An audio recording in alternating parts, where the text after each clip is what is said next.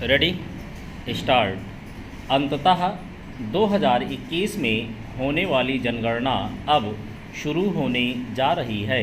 गोपनीयता के नए नियमों के साथ यह देश की पहली डिजिटल जनगणना होगी। इसके साथ ही एक विशेषता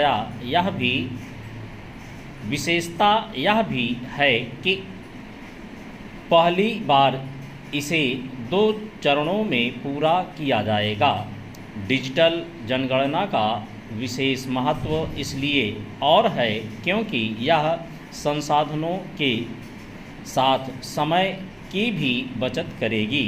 डिजिटल जनगणना पारंपरिक कागज़ पत्रों के स्थान पर मोबाइल ऐप, वेब पोर्टल और वास्तविक समय की निगरानी का उपयोग करके की जाएगी। इससे एक तो जनगणना का विवरण तेज़ी के साथ एकत्रित होगा और दूसरे त्रुटियों को भी कम करने में सहायता मिलेगी। डिजिटल जनगणना होने के कारण ब्यौरा सीधे सर्वर पर पहुंचेगा, जिससे प्रक्रिया कहीं अधिक तेज़ एवं सटीक होगी। इस जनगणना की एक खासियत यह भी होगी कि लोग अपनी जानकारी स्वयं दर्ज कर सकेंगे। लोगों को यह काम निर्भीक ढंग से करना होगा क्योंकि जनगणना आयुक्त ने स्पष्ट किया है कि जनगणना के दौरान जुटाए गए विवरण को पूरी तरह गोपनीय रखा जाएगा। स्वतंत्रता के बाद होने जा रही 8वीं जनगणना की महत्ता केवल इसलिए नहीं है कि यह डिजिटल रूप में होगी, बल्कि इसलिए भी है कि स्वतंत्र भारत में पहली बार जातियों का विवरण भी एकत्र किया जाएगा।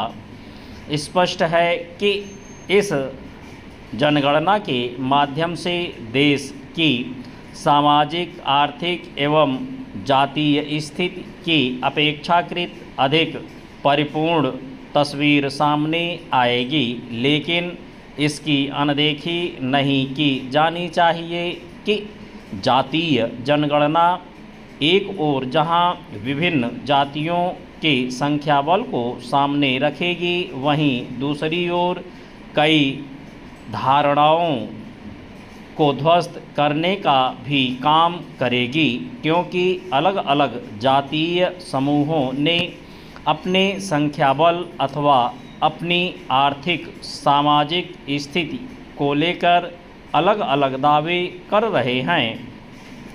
इन दावों पर पूरी तरह इसलिए भरोसा नहीं किया जा सकता क्योंकि देश में 1931 के बाद जातिगत जनगणना हुई ही नहीं।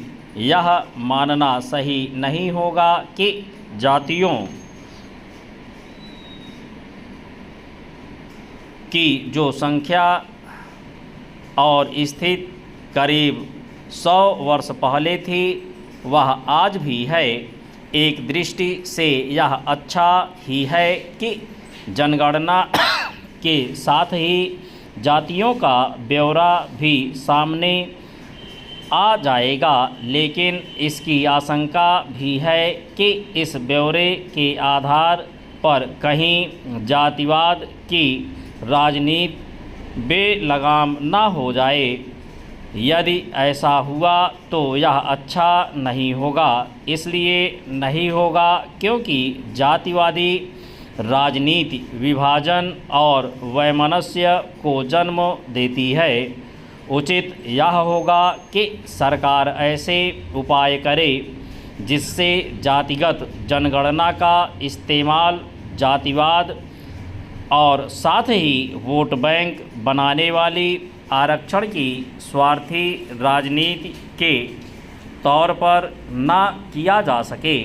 यह समझने की ज़रूरत है कि जनगणना का उद्देश्य किसी के भी संकीर्ण राजनीतिक हितों की पूर्ति के लिए नहीं, बल्कि शासन की नीतियों को प्रभावशाली तरीके से बनाने और उन्हें लागू करने के लिए होता है।